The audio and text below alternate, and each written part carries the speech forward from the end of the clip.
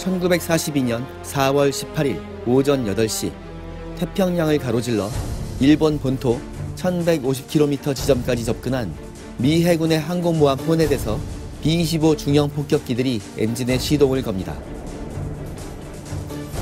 항공모함이 바람이 불어오는 방향을 향해 항진하기 시작하면서 B-25 한 대가 급가속을 하면서 항공모함의 갑판을 박차고 날아오르는 데 성공합니다. 이 장면을 아슬아슬하게 지켜보던 항공모함의 승무원들은 감탄의 환호성을 지르며 폭격기 승무원들을 응원하고 있었으며 미 육군 항공대의 B-25 중형 폭격기들이 160m에 불과한 항공모함 호넷의 갑판에서 연달아 이륙에 성공하면서 마치 꿈속에서나 나올 법한 장면들이 계속 펼쳐지고 있었죠. 이륙에 성공한 16대의 B-25 폭격기들은 공격 목표인 일본의 수도 도쿄를 향해 저공으로 날아가게 되는데 예상과는 달리 아무런 방해를 받지 않고 일본 본토에 도착하게 됩니다. 13대의 폭격기들은 도쿄 상공으로 진입한 후에 폭탄을 투하했으며 나고야 쪽으로 진입한 3대의 폭격기들은 요코스카 해군기지와 미쓰비시 항공기 공장에 각각 폭탄을 투하한 후 착륙 예정지인 중국 쪽을 향해서 서쪽으로 사라져버렸죠. 이 기상천외한 폭격작전으로 인한 일본의 물리적인 피해는 그다지 크지 않았지만 이 작전의 성공은 진주만 기습 이후 큰 충격을 받고 있었던 미국 국민들의 사기를 높이는 데 큰 기여를 했으며 일본인들에게는 정신적으로 커다란 충격을 주게 됩니다. 미군의 중형 폭격기들이 대낮에 불침의 하늘이라고 공언하고 있었던 일본 본토로 날아들어서 일본인들이 신으로 모시고 있었던 천황이 거주하는 수도 도쿄에 폭탄을 투하하고는 유유히 사라졌다는 사실은 정말로 믿을 수 없는 것이었죠. 이 과감한 작전은 육군 항공대의 유능한 항공기 조종사이자 지휘관이었던 지미 둘리틀 중령이 휘하의 용맹한 미군 조종사들과 함께 결행한 작전으로 항공모함에서 중형 폭격기를 발진시켜 일본 본토를 공격한다는 당시로서는 그 누구도 상상하지 못했던 기발한 특공작전이었습니다. 4개월 전인 1941년 12월 7일 일본 해군이 은밀하게 6척의 항공모함들을 동원해서 전격적인 기습을 실시해서 진주만의 미 해군 함대에게 큰 손실을 입히게 되었으며 이후부터 일본 국민들은 이제 그들의 군대가 마치 무적의 존재인 것으로 믿게 됩니다.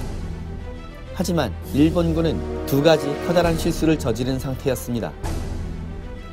첫 번째는 선전포고를 하지 않은 상태에서 기습 공격이 시작되었다는 것이며 두 번째는 가장 중요한 공격 목표였던 미 해군의 항공모함들을 파괴하지 못했다는 것이었죠.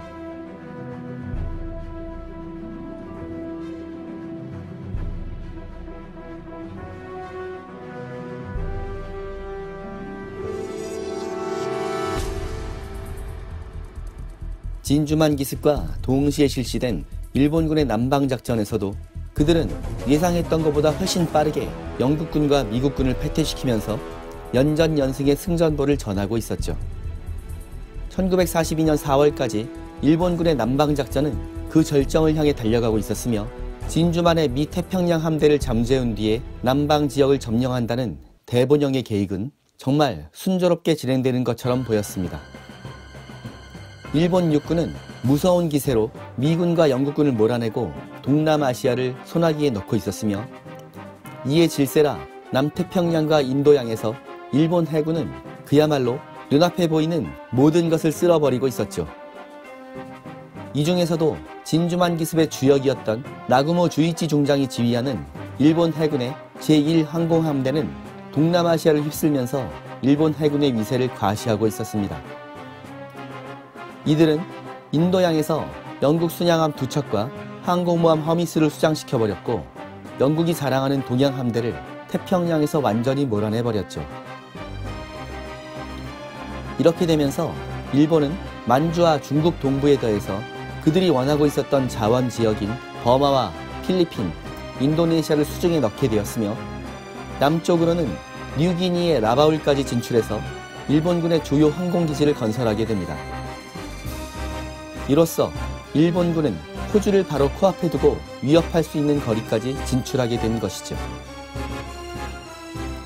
대본영은 대대적인 선전을 통해서 일본 제국의 승리를 보도하고 있었으며 연일 계속되는 영광스러운 승전과 함께 조만간 전쟁이 끝날 것이라고 떠들어대고 있었습니다.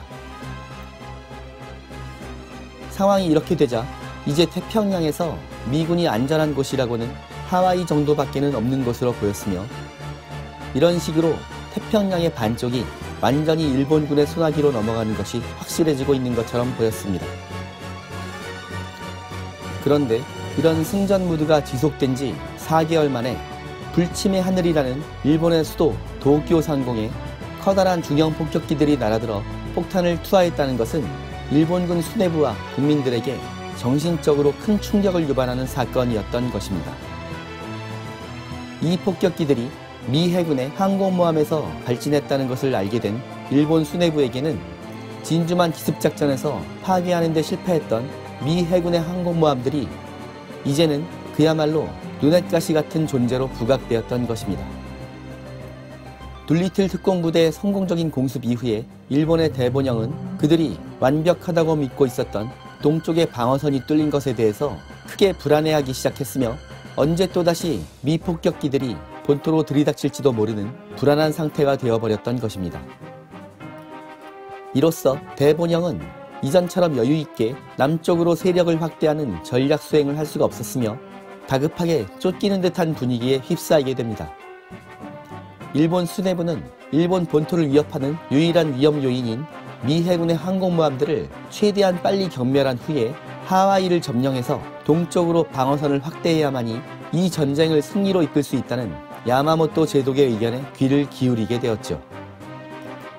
야마모토 제독은 일본군이 남방작전에만 집중하는 것을 크게 우려하고 있었으며, 일본 해군의 모든 전력을 집중해서 미 해군의 항공모함들을 우선 제거하고 최종적으로는 하와이를 점령해야만이 일본의 동쪽 방어선이 완벽해진다는 의견을 계속 주장하고 있었던 것입니다. 그런데 이 무렵 남태평양의 아름다운 바다였던 사노해를 배경으로 또다시 일본 수뇌부를 자극하는 사건이 벌어지게 됩니다.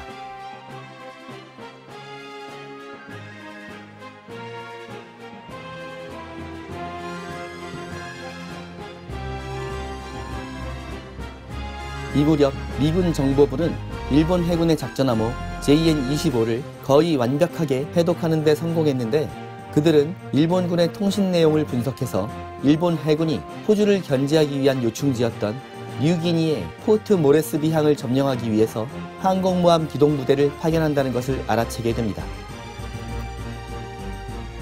호주마저 일본의 수중에 떨어진다는 것은 최악의 상황이었기 때문에 미 태평양 함대 사령관 니미츠 제독은 즉시 기동부대를 파견해서 이를 저지할 것을 명령하게 되는데, 이 무렵 항공모함 호넷과 엔터프라이즈는 둘리틀 특공대를 발진시키는 작전을 수행하고 진주만으로 돌아오고 있었기 때문에 잭 플래처 중장이 지휘하는 제17기동부대의 항공모함 요크타운과 렉싱턴을 출동시켜서 일본 해군을 견제하도록 합니다. 그런데 일본 해군도 미 해군의 움직임을 눈치채고 있었습니다. 이 정보를 입수한 야마모토 제독은 남방작전을 수행하고 본토로 귀환 중이던 제1기동부대 휘하의 항공모함 중에서 항공모함 쇼가쿠와 쓰이가쿠 두 척을 미 해군이 접근하고 있는 사노해 지역으로 급히 파견하게 됩니다. 여기에 경량급 항공모함 쇼호도 가세하게 되면서 항공모함 전력에서는 일본 해군 쪽이 조금 더 우세한 상황이었죠.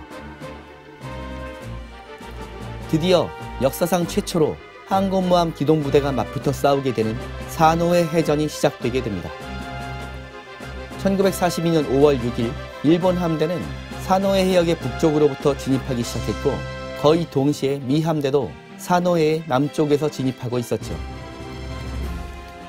이 무렵이 되자 서로 적군의 항공모함들이 같은 해역에 들어서고 있다는 것을 알게 된 일본과 미국의 기동부대는 먼저 상대방을 찾기 위해서 혈안이 됩니다.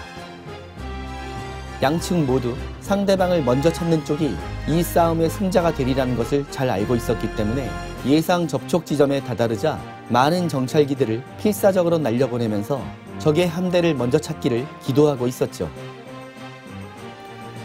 결국 5월 7일부터 5월 8일 사이에 양측의 함대는 거의 비슷한 시기에 서로를 발견하고 함재기들을 대거 날려보내면서 그야말로 일진일퇴 공방전이 벌어집니다.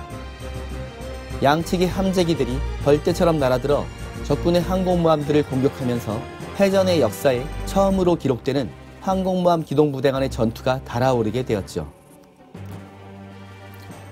전투가 격렬해지면서 양측 모두 큰 피해가 발생했으며 미 해군의 항공모함 렉싱턴은 일본 함재기들의 맹공을 받고 어뢰 2발과 폭탄 2발을 직격으로 맞게 되면서 커다란 불길과 폭발에 휩싸이게 되었고 결국 함을 포기하는 상황에 다다르게 됩니다.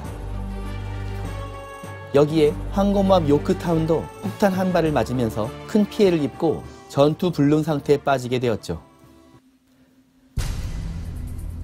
한편 일본 함대의 피해도 심각한 상태여서 미군 함재기들의 끈질긴 공격으로 인해서 경량급 항공모함 쇼호가 침몰했으며 항공모함 스이가쿠와 쇼가쿠도 폭탄에 맞아서 크고 작은 피해를 입게 되었죠. 이들 역시 더 이상의 전투를 수행하기가 어려운 상태로 빠지게 되었습니다. 서로 큰 피해를 입게 된 양측 기동부대는 거의 동시에 더 이상의 전투를 중단하고 산호의 해역에서 철수하는 결정을 내리게 되었으며 이로써 훗날 태평양 전쟁의 판도를 결정하게 되는 미드웨이 해전의 서막과도 같았던 산호의 해전이 끝나게 됩니다. 산호의 해전은 역사상 최초로 벌어진 항공모함 기동부대 간의 전투로서 양측 함대는 적함을 육안으로 보지 못하는 원거리에서 함재기를 발진시켜 전투를 치러야 했죠.